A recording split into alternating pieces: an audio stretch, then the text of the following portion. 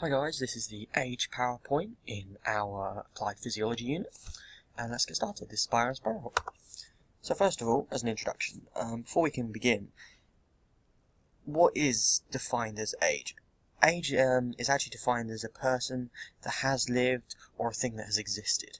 However, two types of age can be considered, and two types of age is currently used.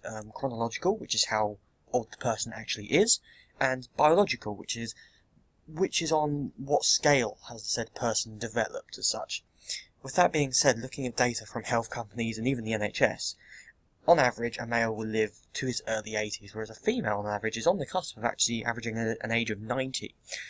When we consider this, we must understand that something must change as you age, otherwise things like sports performers wouldn't have to retire in their late 30s or have to look for recreational events. And we must understand now that as you age, something has to happen and something has to change.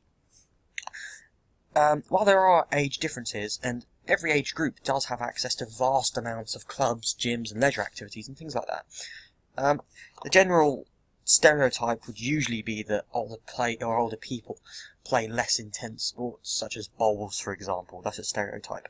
However, now that physical activity has proven to be a massive contribution to general life expectancy, more older people are seen in gyms and doing a lot more vigorous activity. Not so much that they're pushing themselves too hard, but hard enough to actually make their body work. So now I'm going to run through some systems of what is affected, and then at the end I'm going to refer back to how does this affect us in sport and general life. So first of all, the endocrine system. During age, the endocrine system is affected as you age. As age occurs, human growth hormones stop being produced. This means muscle and bones stop growing and eventually come to a halt. This happens for both males and females at a rough age of 30 to 35. However, as females get older, estrogen stops being produced, and as a result, this can lead to a slight drop in aggression. The same results happen with males.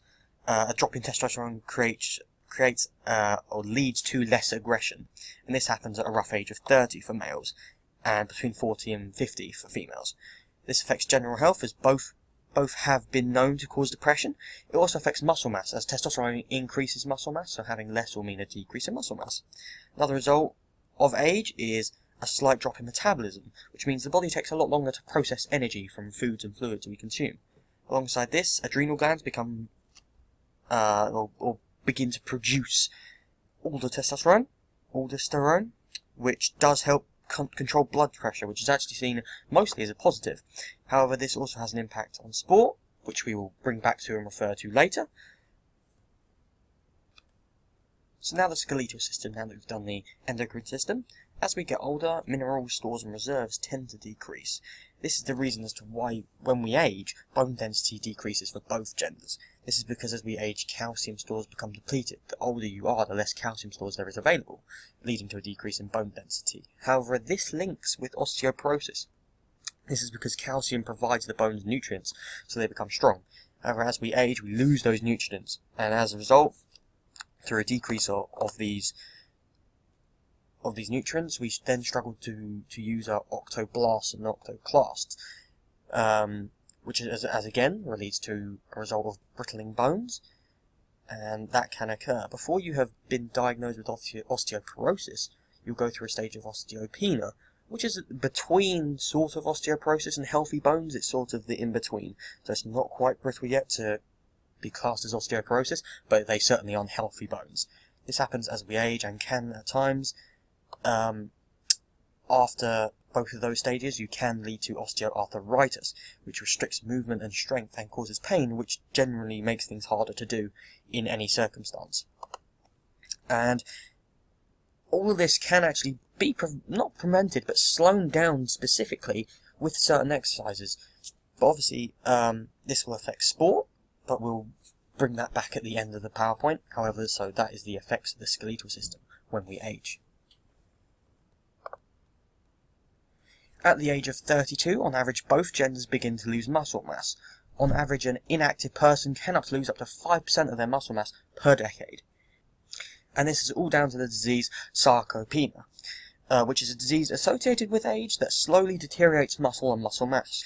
Whilst this is happening, strength and power and fast glycolytic muscle fibers in the muscle belly are struggling to now contract as fast and produce a powerful contraction as they would before.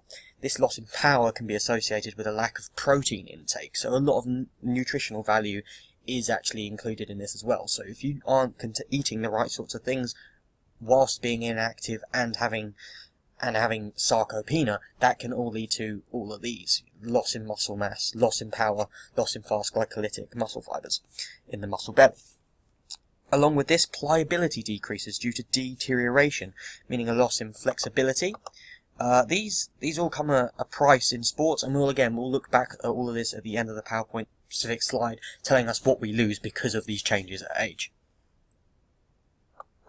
So, thermoregulation. As we age, our body finds it harder to maintain body temperature during games and exercises. This is because of a speed reduction when sending information to the brain. Motor neurons and synapses are still fully functional, however it takes them a little while longer to convey the information to the hypothalamus of the body's temperature. As a result, body cooling mechanisms take longer to begin. For example, hair raising or lowering or shivering.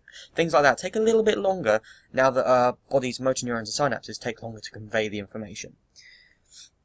Whilst this is happening, the sweat glands decrease with an age of about 45 for both genders, so there isn't as much perspiration as we age. So this obviously is another cooling mechanism. So whilst all these other things are sort of taking a lot longer to being produced and a lot longer to happen, we're also not sweating as much, which again will affect the way we regulate our core body temperature. And obviously this elder gentleman here will have a lot harder trouble maintaining his body temperature, unlike some other people that will find it a lot easier.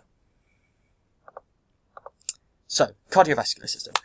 As aging occurs, it doesn't just affect what happens to muscles and bones, it also affects what happens intrinsically, mainly with your vital organs like your heart. As we age, our SAN cells begin to lose their sensitivity. This means the more you age, the harder the body finds it to keep your heart beating at a regular beat. Alongside this, myocardium, which is your muscles inside the heart, decrease. Or the muscles in the heart rather decrease, making it harder to pump blood quickly when doing exercise and things like that. Blood also becomes thicker. Obviously viscosity is the word for it, so when you age, blood tends to become thicker. And it doesn't help that along with this you have less fluid in your blood. So the blood tends to be a lot thicker, making it harder for the heart to actually eject the blood. Also, the heart begins to have less and less space for the blood to be held, as the heart walls begin to thicken, as well as the capillary walls thickening. So not only is it harder to eject the blood and hold it, it's also harder to actually transport the blood to your muscles. Finally, your average resting heart rate tends to decrease very slowly with age. However, while this is seen as a benefit, it's mainly because your age is actually increased, which makes your max heart rate dropping due to your age increasing. By the way, all of these reasons happen in both males and females. They tend to happen at usually about the age of 40 onwards. But obviously it does depend on physical activity, things like that. Obviously if you're being more physical, your heart walls aren't going to thicken as somebody who just lays around, does nothing and eats all day. So it does depend on the person a lot. And obviously we will look back at sporting repercussions in the last slide. So, respiratory system. As we age, our respiratory system begins to change and adapt. It begins by the muscles that support the lungs and the ribcage begin to weaken and sort of aren't as strong as they were before. This happens usually around the age of 35 and happens with both genders. As a result of this, it causes our air sacs and alveoli to lose its shape and become a lot more baggier. Beyond 35, VO2 max decreases, therefore aerobic recovery time becomes much larger. Lung volumes, for example, tidal volumes begin to drop, as well as continuous drop in VO2 max and oxygen capacity. Also, just like to point out that collagen also begins to build up in the lungs, makes the lungs have to work harder to expand, and there isn't as much room for the air and O2 that you're consuming to go into the lungs if collagen's building up. All of this can be slowed down by constant physical activity. However, it is probably inevitable and can't be avoided. However, it can be seriously slowed down by a large amount of physical activity. So those are the 6 systems that we've looked at and how that's actually affected our body and what actually happens. But now I'm going to go more into the consequences of aging in effects to sort of the age of the person and in a sporting role.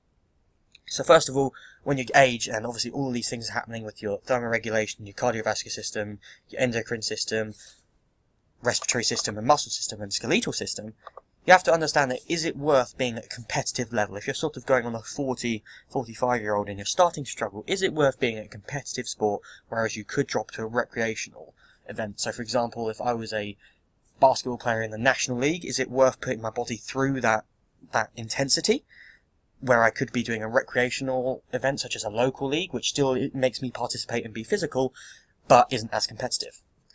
Secondly, intensity. When you age, intensity has to drop in your sport. It has to, otherwise your body won't be able to cope and they'll struggle. And obviously with all of these things happening, intensity will have to decrease.